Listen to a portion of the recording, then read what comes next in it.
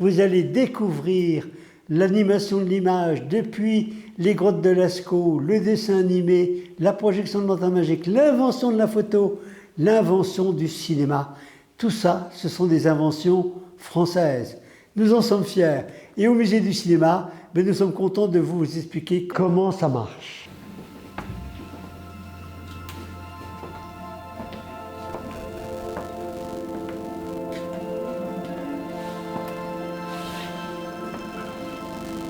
Si vous regardez bien l'intérieur des dessins, vous voyez des chevaux. Qu'est-ce que vous voyez? Des chevals. Voilà, vous voyez un cheval. Et vous le voyez bien. Vous le voyez bien parce qu'il ne bouge pas. Oui. Et si je fais ça, on ne le voit plus. Non. Vous voyez des traits filés. Oui. Et si vous regardez dans les trous, on voit le cheval galoper. C'est formidable. Vous le voyez galoper et là, vous ne le voyez plus. Ah, ouais. On voit vraiment le cheval qui galope. Ça galope. C'est incroyable. Oui. C'est incroyable.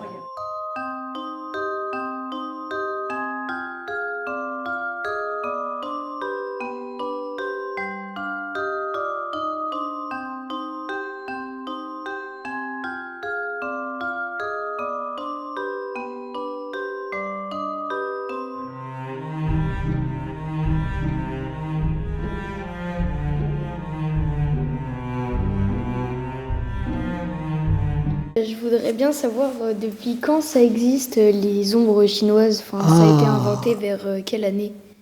Séraphin, écoute, tu me poses une petite colle, pas tout à fait. On est en 1747. Quand je pourrais dire des diaporamas, ils faisaient aussi des images avec des trous dedans et derrière ils mettaient des bougies. Tu voyais un château et après tu croyais qu'il y avait la fête au château parce que toutes les lampes étaient allumées et voilà toutes les inventions qu'ils trouvaient. Alors il y avait les dioramas, les silhouettes à projeter, ils maîtrisaient un peu, ils s'étaient intéressés à toutes ces choses-là. Séraphin, après voilà, 1747, tu vois, il y a tellement de choses à délaisser que des fois j'oublie un peu les dates. C'est vrai que quand on parle de cinéma, on s'attend souvent, on pense aux images, ce qu'on voit dans une salle de cinéma. Mais en vrai, derrière tout ça, il y a vraiment des détails, des avancées techniques et tout ce qu'on ne voit pas derrière l'image. Et je trouve ça vraiment important de conserver tout ça et d'en parler, d'attirer les jeunes au musée, toutes les générations.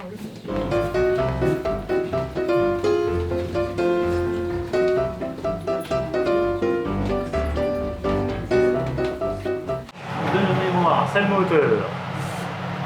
La lampe de cadrage, on n'en veut pas. Le xénon. Le xénon, on peut l'allumer, j'ai mis la louche.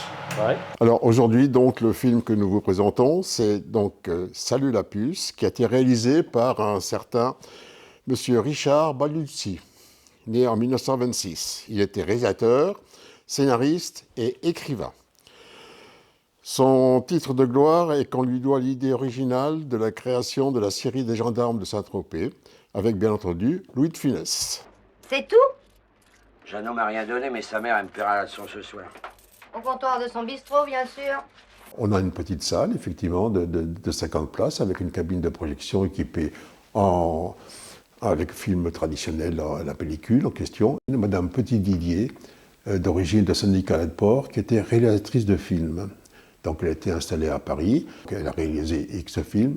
Et sachant qu'il y avait un musée du cinéma qui se créait à Saint-Nicolas-de-Port, elle nous a donné tous ces films qu'elle avait produits ou coproduits, elle nous a donné sans les droits. C'est-à-dire qu'elle nous faisait cadeau des droits. On fait au musée du cinéma des anniversaires pour les enfants. C'est-à-dire qu'on peut inviter ses petits copains, ses petites copines à venir partager le goûter qui était apporté par les parents. Et avant, on fait une visite du musée avec des activités et un atelier. On fait pareil avec les scolaires qui viennent ici et ils vont fabriquer du matériel, des zootropes, des praxinoscopes, tout des tas de petites choses avec des ciseaux, de la colle, des cartons. Et moi, j'aimais bien faire les écoles parce que je trouve qu'avec les enfants, c'est assez formidable de voir leurs yeux qui s'ouvrent et tout ça. Avant le cinéma, on leur montre un peu les trucs de la nature et tout ça. Puis après, on arrive vers la lanterne magique, vers des choses que les enfants n'ont jamais entendu parler.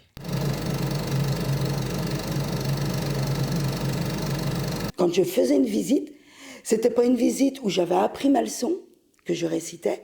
C'était une visite interactive. C'est-à-dire que mes visiteurs n'étaient pas spectateurs, mais ils étaient acteurs de leur visite. Au moment du changement, du passage au numérique, ces anciens projecteurs étaient voués à la destruction. Au lieu que ça parte en déchetterie, donc j'ai contacté Monsieur Martin pour justement qu'il puisse récupérer tous les matériels cinéma de l'époque, tous les projecteurs. Et donc celui-là, il était dans la salle 1. Et un des derniers films qu'on a projeté en 35 mm, c'était le film « Vous n'avez rien à déclarer » De Danny Boone. de Danny Boone. Monsieur Mabille, c'est un monsieur qui était ingénieur, qui avait une passion, c'était le cinéma, et c'était déjà un très grand collectionneur. Et Madame Pichereau, qui était donc maire à l'époque, lui a permis de faire une exposition. Et cette exposition sur le cinéma a très bien marché. Ah oui, il était très content. Mais elle lui dit, mais vous avez l'air d'être chagriné. Ben, il dit oui, parce qu'avec ma femme, ça c'est une anecdote vraie, hein, qu'elle m'a racontée. Il lui a dit, ma femme, ça commence à faire des étincelles. Elle lui a dit, je te laisse le sous-sol pour ta collection. Mais comme tous les collectionneurs, arrive un moment où la collection s'épaissit, et il a commencé à en mettre dans la salle à manger. Et là, ça a fait un peu d'étincelles, quoi. Alors il a confié ça à Madame Pichereau, qui lui a dit, mais si ça vous intéresse, on pourrait faire un papier et je vous laisserai le bâtiment d'ici pour faire un musée.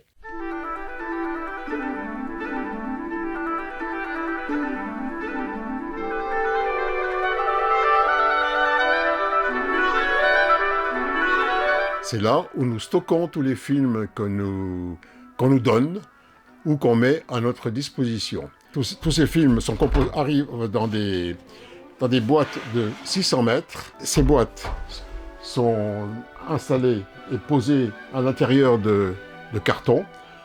Ces différentes galettes sont collées bout à bout pour assurer une projection continue, soit sur grande bobine, soit sur un plateau de dérouleur. Mais qu'allons-nous faire de tout cet amour, le montrer ou bien le taire? On est sur l'amorce, hein. C'est bien. Voilà. Je le laisse là? Oui, vous laissez pour là. l'instant, d'accord. Je sais qu'il est là, je sais que la boîte est là-bas, non, c'est bien. On a fait l'inventaire, on doit être à plus de 15 000 articles.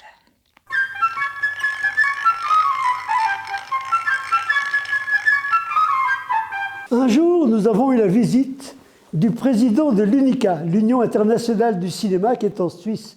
Ce monsieur, vu ses fonctions, se donnait pour mission, entre autres, de pouvoir visiter tous les musées d'Europe. Il est donc passé du côté de Saint-Nicolas, il est venu nous rendre visite. Et il nous a fait un beau compliment, parce qu'il nous a dit, écoutez, franchement, vous êtes le plus beau et le plus pédagogique musée d'Europe.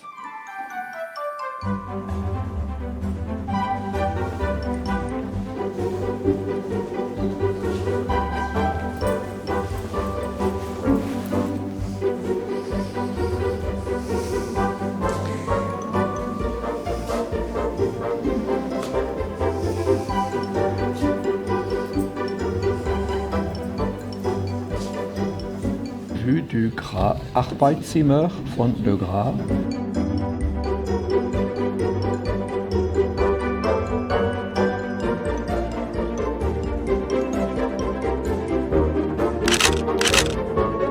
Je peux vous dire que ce musée-là, s'il était dans le centre, dans Nancy, s'il y avait un parking, il aurait cassé la baraque. Une personne qui me téléphone pour visiter le musée, et elle me demande si elle pouvait toucher le matériel. Je lui dis non, en général, on ne touche pas le matériel. Ah bon, on viendra quand même. Et quand ils sont venus, je me suis aperçu qu'ils étaient aveugles. Et en leur présentant les objets, j'ai dit, allez-y, vous pouvez toucher. J'ai hérité ça de mon grand-père et je voulais en faire don donc, au musée. Eh bien, madame, je vous remercie beaucoup de ce que vous faites pour la sauvegarde du patrimoine. Cet appareil de Super 8, qui est en très bon état, a dû faire beaucoup plaisir à vos parents qui ont pu faire des films de famille, qu'on peut revoir encore. Et donc, c'est tout à fait génial. D'ailleurs, beaucoup de choses au musée proviennent de dons. Et c'est grâce à cela que nous avons pu réaliser tout ce que vous pouvez visiter en ce moment. Il faut savoir qu'il y a des années, on avait 150 dons dans l'année. Des gens qui étaient les parents qui mouraient, et les enfants nous donnaient pour pas acheter à la ferraille. ça nous a permis d'avoir des choses extraordinaires.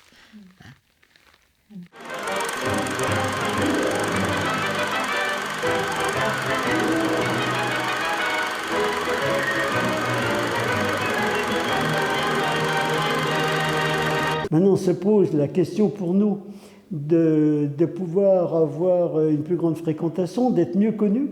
Ça, c'est le gros écueil auquel on se confronte en Lorraine. La promotion touristique n'est pas aussi évidente que certains le pensent. Et puis, il faudrait qu'on trouve d'autres locaux peut-être plus aménagés. Et puis surtout, on sait qu'on est dans une zone plus ou moins vieillissante. Aujourd'hui, c'est la dernière visite guidée que je suis amené à faire. Vous savez que nous sommes dans une région minière avec le sel. Le sol travaille et le bâtiment aussi. Et la mairie, ma foi, va fermer le musée au public. Nous espérons trouver une solution d'avenir. Nous verrons bien.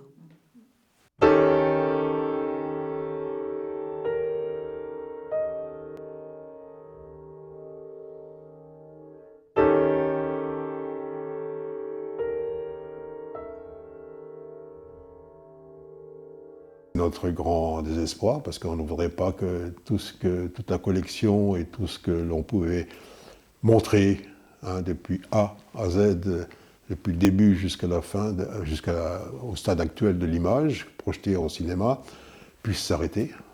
Ça, c'est dramatique, d'autant plus que ce sont des inventions françaises.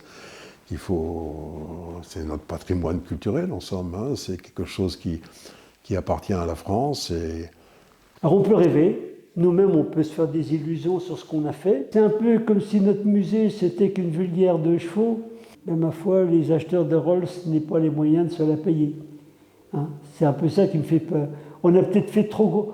On a fait quelque chose qui nous dépasse, à vrai dire. C'est que quand j'ai fermé la dernière fois la porte du musée, que j'ai mis l'alarme, que j'ai fermé la porte et que j'ai donné les clés à M. Martin. Là, ça m'a fait quelque chose en me disant... J'irai plus au musée du cinéma.